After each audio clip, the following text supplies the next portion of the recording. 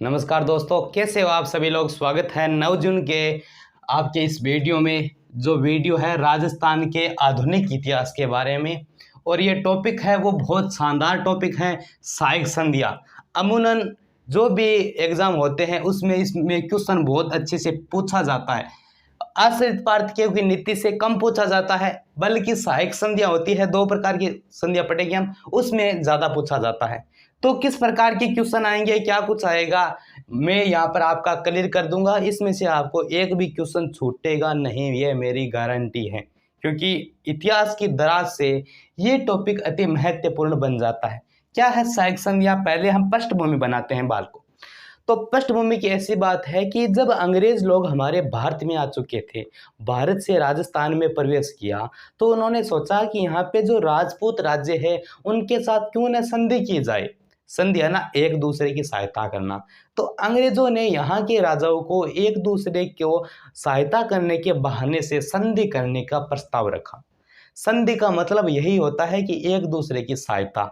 अब राजा थे, यहाँ के राजाओं को ऐसा कहा कि भाई आपको आपके साम्राज्य से आपके शासक वर्ग है जो भी कितना टैक्स मिलता है। तो राजा ने कहा कि लगभग 5 रुपये मिलता है एक प्रति व्यक्ति। तब अंग्रेजों ने कहा कि आपको 5 रुपये मिलता है, कि बिल्कुल मिलता है, कि आप इतनी मेहनत करते हो, आप इतने मतलब साम्राज्य में भ्रमण करके जाते हो, हर चीज़ का ध्यान वगैरह रखते हो, हर काम करते हो, उनके बाद आपको 5 रुपये मिलता है। तो क्यों न आप एक जगह इस पर बैठे रहे, हम आपको 7 रुपये देंगे। क्या आपको 5 रुपये मिलता है, वो भी मेहनत करके। हम आपको कितने रुपए देंगे, हम आपको देंगे बिना मेहनत करे 7 रुपये। आपको सिर्फ कुछ नहीं करना है, आपको सिर्फ अपनी गद्दी पे बैठे रहना है। तब राजा के मतलब लालच आ गया। राजा ने कहा बिल्कुल ठीक है भाई। रियासत के शासकों ने कहा कि ये बात बहुत अच्छी है, क्योंकि हम इतनी मेहनत करके 5 रुपये कमाते हैं, 5 रुपये टैक्स लेते हैं, और हम घर बैठे ही हमें 7 रुपये मिलेगा। तो ये एक अच्छी मौका है, अच्छी चीज़ है। तो इस प्रकार अंग्रेजों ने क्या किया, देशी रियासतों के साथ संधि करने का निर्णय लिया। वो संधि किस प्रकार की है वो देखिए। पहले आती है सहायक। सहायक का मतलब सहायक हो जाना, मिल जाना। तो सहायक संधियां इसे कहते हैं बालकों, एक तो कि प्रथम दौर की संधियां। क्या इसे कहते हैं, एक तो प्रथम दौर की संधियां। राजस्थान इतिहास की दृष्टि से दौर की संधियां। संधि आपको पता है कि एक दूसरे राजा की सहायता करने के लिए हाथ मिलाया जाता है, उसे क्या कहते हैं, संधि कहते हैं। क्लियर हो गया आपका। 2 नंबर बात करें, इस सहायक संधियां करने का उद्देश्य क्या था, यानी क्यों ये सहायक संधियां अंग्रेजों के द्वारा लाई गई, क्यों सहायक संधियां अंग्रेजों के द्वारा की गई। तो बालकों उद्देश्य इसका यही आता है कि देशी रियासतों को अंग्रेजों के अधीन करना। क्या जितने भी राजस्थान में देशी रियासत थी, रियासत को अंग्रेजों के अधीन करना, अंग्रेजों के अधीन करना, यानी अंग्रेजों के अंडर में ले लेना, अधीन करना। उद्देश्य बनता है कि क्यों की गई, कि यहाँ पर राजस्थान में जो भी देशी रियासत है उनको अंडर में करना, अंग्रेजों के साथ मिलाना। वही क्या है उद्देश्य है कि देशी रियासतों को अंग्रेजों के अधीन लाना। अब बात करेंगे इनके समय काल की। भैया सहायक संधियों का समय काल कब से लेकर कब तक माना जाता है, समय काल। क्या समय काल, यह भी बालकों क्वेश्चन इंपॉर्टेंट हो जाता है। तो समय काल की बात याद रखना आपको, 1798 से लेकर कब 1805 ईस्वी तक ये इनका समय काल रहा था। किसका, सहायक संधियों का समय काल रहा था। अब बात करें हर एक चीज के पीछे किसका हाथ होता है, एक न एक व्यक्ति का हाथ होता है। इसमें भी एक व्यक्ति का हाथ है, या फिर कह सकते हैं प्रारंभ किसने की थी ये संधियां। प्रारंभ करने वाला व्यक्ति कौन था, वे शुरू किसने की, तो एक अंग्रेजी करेंगे क्योंकि ऐसी नीति अंग्रेज लाए थे। तो अंग्रेज अधिकारी कौन था, वो था वेलेजोली। वेलेजोली की सहायक नीति है ये। ठीक है, समझ में आ गया होगा आशा करता हूं। अब बात करेंगे सहायक संधियों के कार्य प्रणाली की। क्या, सहायक संधियों की कार्य प्रणाली। कार्य प्रणाली क्या होती है कि ये जो सहायक संधियां है वो किस प्रकार काम करेगी रियासत के अंदर रहकर।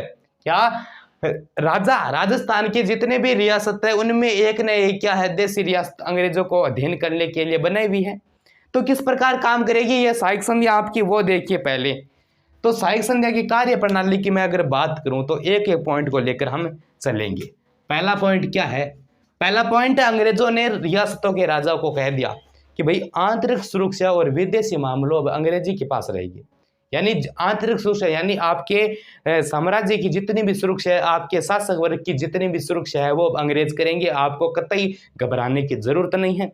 इनके अलावा विदेशी मामले कि कौन सी रियासत आपके मित्र है, कौन सी रियासत आपके शत्रु है, कौन आप पर आक्रमण करना चाहता है, यह चीज हम ध्यान रखेंगे। तो क्या हो गया? पहला पॉइंट क्या आ गया? आंतरिक मामला किसके पास रहेगा? अंग्रेजों के पास रहेगा। वह विदेशी मामले भी अंग्रेजों के पास रहेगी। विदेशी मामले किसके पास चले गए? अंग्रेजों के पास चले गए। अंग्रेजों के ले लिए भाई, अंग्रेजों के पास। 2 नंबर की बात करेंगे। अंग्रेजों ने कहा दिया कि बिल्कुल आंतरिक मामला हम करेंगे सही, विदेशी मामला भी हम निपटाएंगे, लेकिन खर्चा किसका लगेगा? रुपए किसका लगेगा? तो रियासत ने कह दिया खर्चा हम वहन करेंगे। क्या रियासत ने क्या कहा? खर्चा हमारा लगेगा। तो हम कह सकते हैं दूसरा पॉइंट है खर्चा राज्य वहन करेगा, राज्य वहन करेगा। ठीक है, रियासत के राजाओं ने कह दिया कि जितना भी खर्चा पानी होगा हम देंगे, आपको टेंशन लेने की जरूरत नहीं है। इसी के साथ 3 नंबर की बात करें तो अंग्रेजों ने कहा दिया कि आपकी रियासत की जिम्मेदारी, आपके रियासत की सुरक्षा के लिए हम ये क्या करेंगे? रेजिडेंट नियुक्ति करेंगे। क्या? रेजिडेंट की नियुक्ति।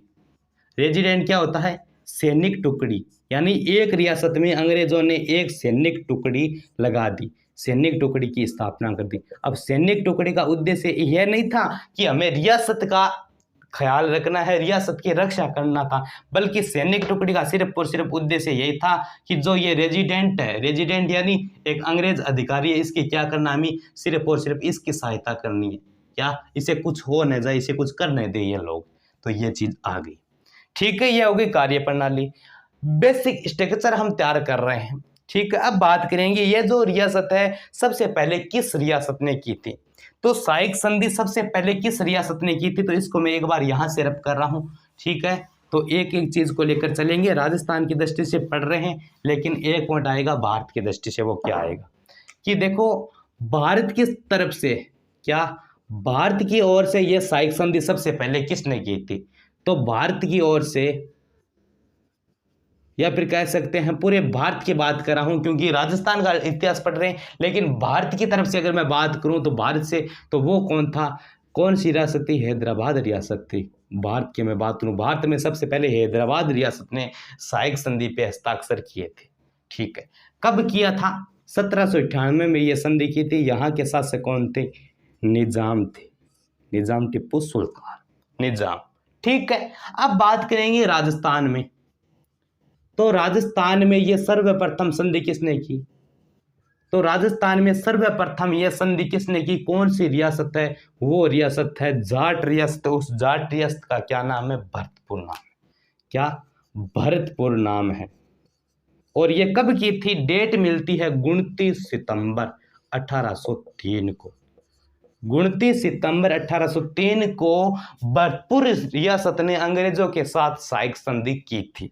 ठीक है, उस समय भरतपुर का शासक कौन था? उस समय भरतपुर का शासक कौन था, यह भी कमेंट जरूर बताइए, क्योंकि ये जो भरतपुर वाला शासक है वो क्या है? कह सकते हैं जाट राजा है। क्या? जाट राजा रणजीत सिंह, बहुत फेमस शासक हुआ था रणजीत सिंह। लोहागढ़ दुर्ग आपने नाम सुना होगा भरतपुर में।